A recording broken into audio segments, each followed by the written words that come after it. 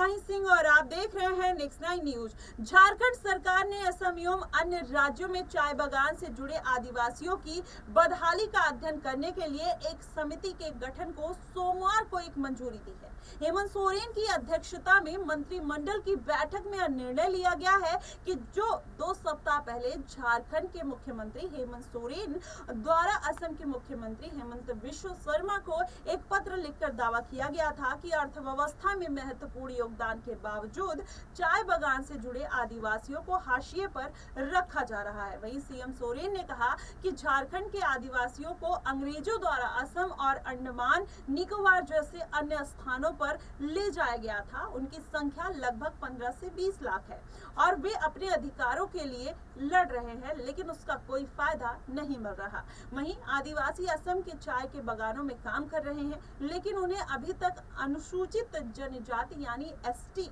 का दर्जा नहीं दिया गया है और इसके लिए बनाई गई कल्याणकारी योजनाओं से भी उन्हें वंचित रखा गया है। वहीं बैठक के बाद सीएम सोरेन ने संवाददाताओं से कहा कि हमारी सरकार सभी मूल निवासियों को झारखंड लौटाने के लिए आमंत्रित करती है और हम अनुसूचित जनजाति, अनुसूचित जाति, अल्पसंख्यक और पिछड़ा वर्ग कल्याण विभाग के मंत्री के अधीन इस समस्या का अध्ययन करने के लिए एक समिति बनाएंगे। उन्होंने कहा कि इस समिति में सर्वदलीय प्रतिनिधित्व होगा और वे स्थानों पर जाएंगे जहां पर आवास, नौकरी, अधिकार आदि से संबंधित उनकी समस्याओं का अध्ययन भी करेंगे। वहीं समिति की सिफारिशों के आधार पर राज्य कल्याणकारी उपाय लागू किया जाएगा। वहीं राज्य सरकार की ओर से जारी एक बयान में कहा गया कि असम में चाय बागान से जुड़े झारखंड मूल के आदिवासियों को अन्य पिछड़ा वर्ग का दर्जा प्राप्त है और उन्हें आदिवासियों के लिए कल्याणकारी योजनाओं से वंचित रखा गया। वहीं 25 सितंबर को शर्मा को लिखते हुए अपने पत्र में सोरेन ने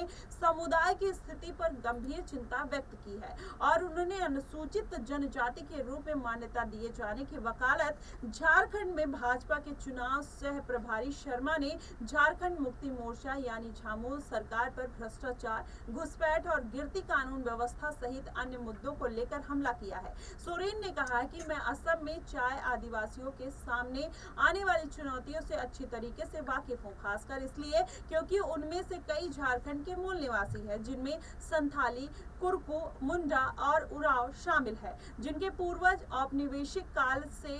उसके दौरान से चाय बागानों में काम करने के लिए पलायन कर गए थे। सोरेन ने कहा कि झारखंड, पश्चिम बंगाल और छत्तीसगढ़ और ओडिशा में चाय बागान से जुड़े आदिवासियों के अधिकतर जाति समूह को अनुचित जनजाति के रूप में मान्यता देती है, लेकिन असम में उन्हें अभी भी अन्य पिछड़ा ओबीसी के रूप में वर्गीकृत किया गया है। अब देखना यह होगा कि आखिरकार अब ये जो जाति की लड़ाई झारखंड में निकल कर आ रही है, इसका फायदा हेमंत सोरेन